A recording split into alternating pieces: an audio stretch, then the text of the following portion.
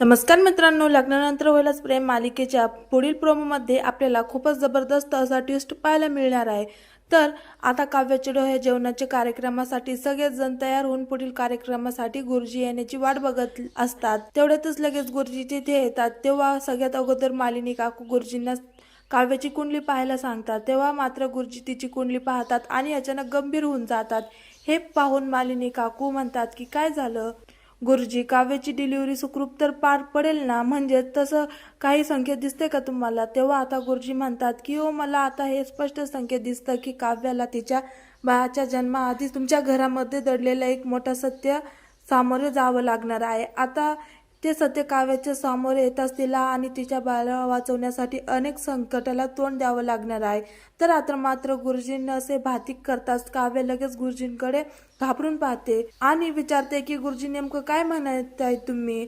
तुम्हाला हे कसले संकेत देताय तुम्ही? तेव्हा आता गुरुजी काव्याला म्हणतात की वेळ आल्यावर तुम्हाला सगळं कळेल काव्य, आता तो दिवस आता फार दूर राहिलेला नाहीये।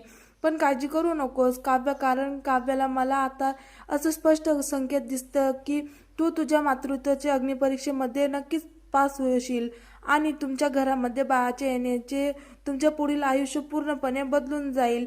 पण त्यापूर्वी एक गोष्ट लक्षात ठेव काव्य, तुझ्या घरातील ज्या व्यक्तीवर तू सर्वाधिक जास्त विश्वास ठेवतेस ना, त्या व्यक्तीमुळेच तुला ह्या कठीण परीक्षेला सामोरे जावे लागणार आहे।